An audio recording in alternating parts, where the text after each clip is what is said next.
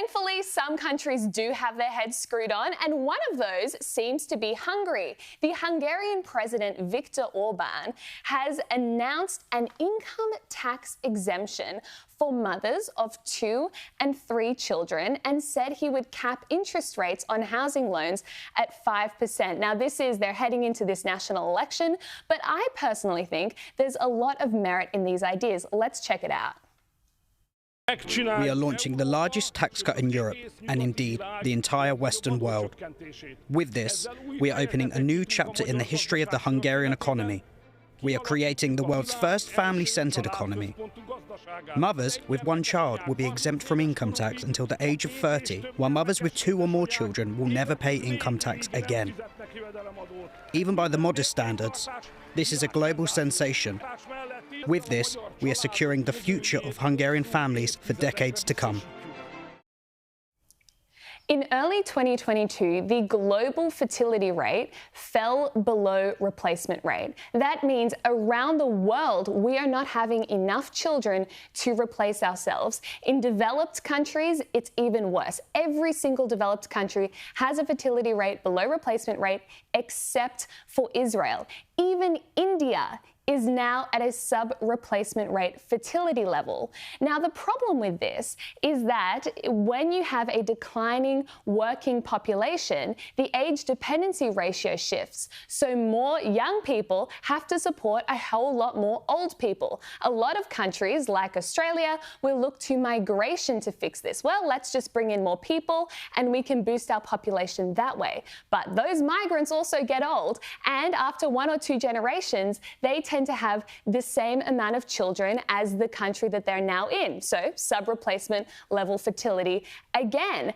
One country that is taking this into their own hands is Hungary. And I think this is exactly the sort of thing we need to be looking at in Australia, because the challenge for women particularly, and all families in Australia, is that 1, it is extremely expensive to have children, but 2, it's not something that is valued by our society. The extent of family policy is childcare subsidies, which effectively says to women, pump out a baby, ship them off to institutional care and get back to work. That is not what a lot of women want. They want choice in how they raise their children. So I think this is something we need to be looking at. What do you guys think? Well, the Prime Minister of Hungary said, we want to leave our country to our children, not to foreigners. And as you said, if you're not going to produce your own children, then you've got to import other people, because the welfare state is premised on the fact that you will have enough young to support the old. Hungary have tried various measures. They've offered interest-free loans to families with children,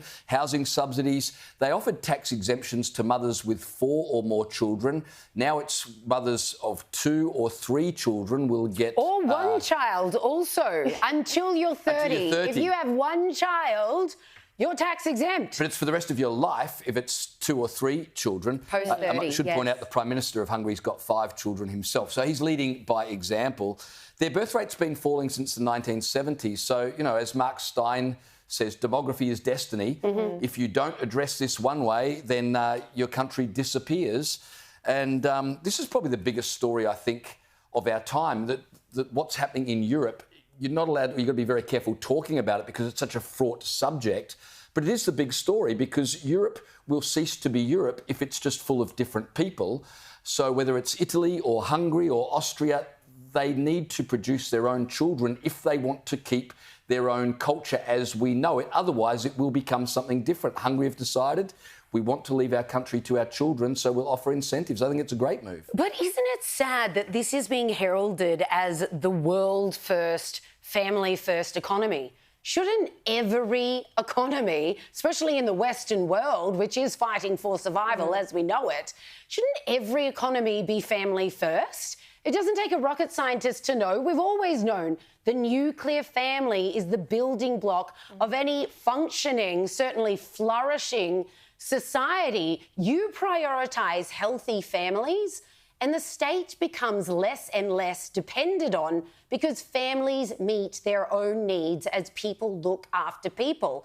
And that translates to childcare, that translates to elderly care when the grandparents are too old to look after themselves and maybe require someone around the house. If you prioritise families, a lot of things just take care of themselves, as they did previous decades when the state didn't look after half of that and we were all perfectly fine.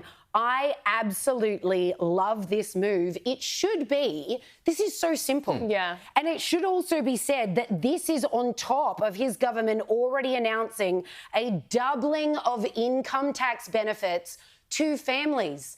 And not only that, he's capped housing loans, the interest rate on housing loans in Hungary at 5%.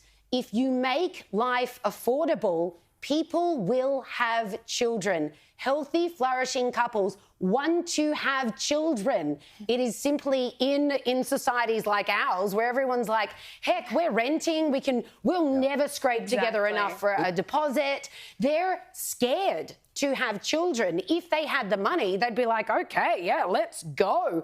But it's the fact that no governments have prioritised this to the extent that they ought, that we see this is like, oh, this is just revolutionary. This ought to be the ABCs of government. What we